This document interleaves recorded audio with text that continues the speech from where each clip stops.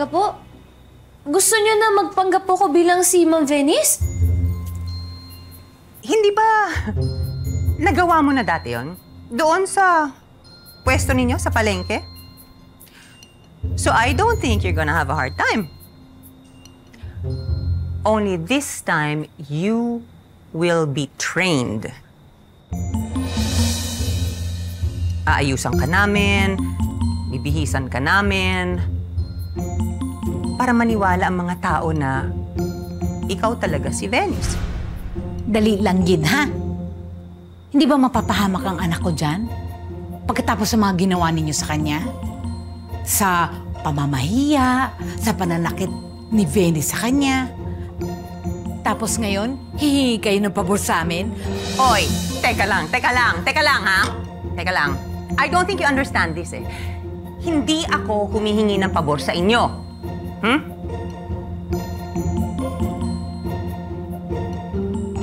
Araw-araw, babayaran kita. We had your family investigated. Alam namin, Tata, na malala ang sakit sa bato nitong nanay mo. Tulad ng sabi ko, araw-araw, ang magiging bayad mo dito ay 5,000 pesos. Siguro naman sapat na yan, pandialysis ng nanay mo, no? At hindi lang yan. Kapag nahanap at nakabalik na si Venice, nag-promise si Francis na babayaran ka pa ng dagdag na 5 million pesos. 5 milyong piso yun. Hindi yan basta-bastang pera. Na kahit na mamatay na ang pamilya mo, kakabenta ng batchoy, eh hinding-hindi nyo yan kikitain.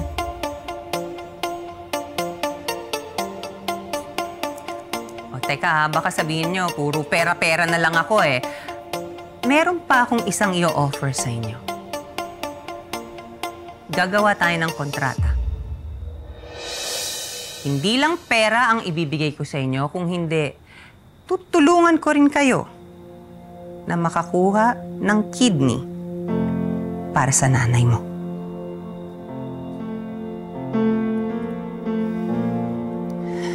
Hindi ba, Tata? Yan naman ang gusto mo. To save your mom.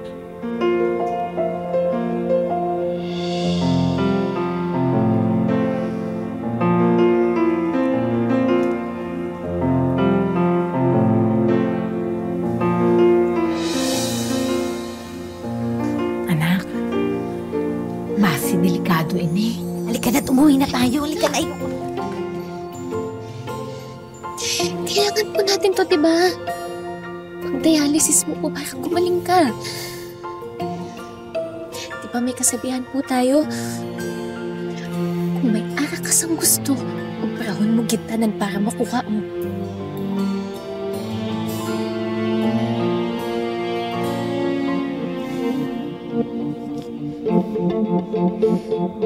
Patungan ko na ang obra nga gin-offer ninyo, Ma'am Vivian.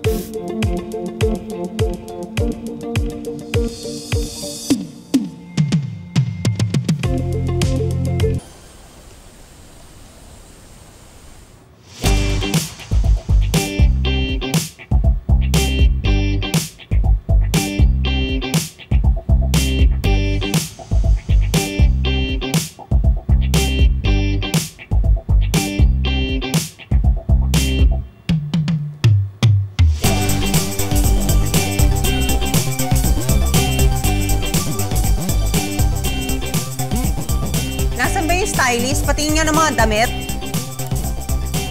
Patingin, patingin.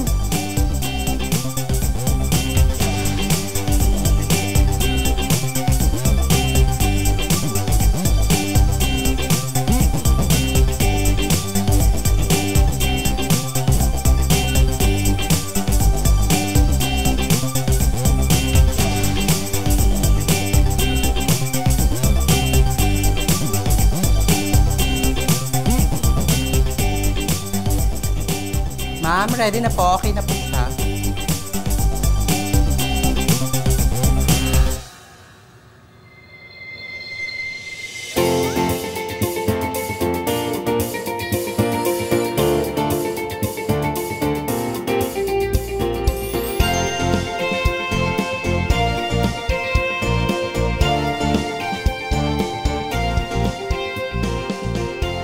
You see, Mom?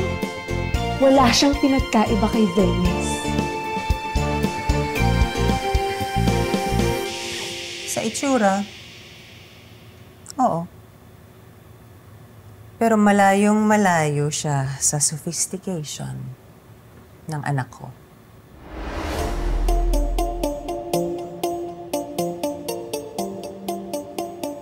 She needs a lot of work before the party. Dalhin mo na siya sa mansyon ng mga Palma.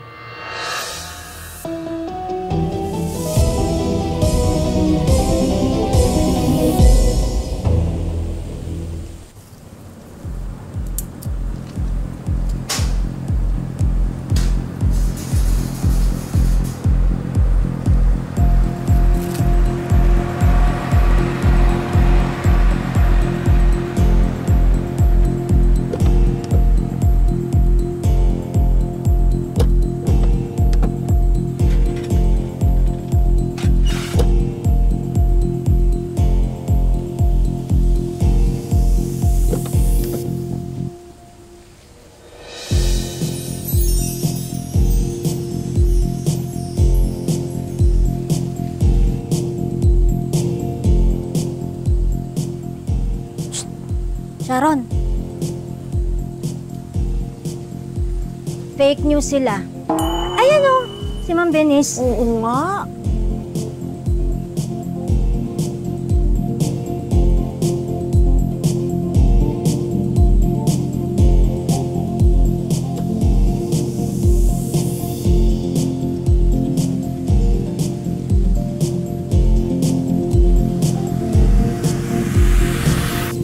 Huwag kang magpahalatang kinakabahan ka.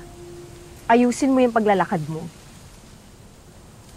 I know you're not used to wearing heels, pero ayusin mo.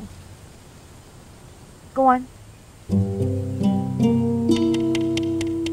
Maayong adlaw, Ma'am Venice. Maayong adlaw.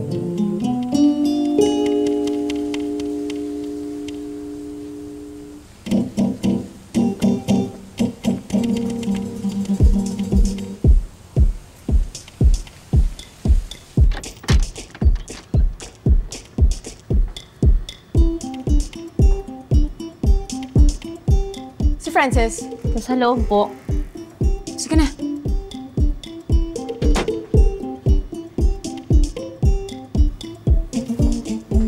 Tanggalin mo to. Ay, bakit? Tanggalin mo. Hala.Aka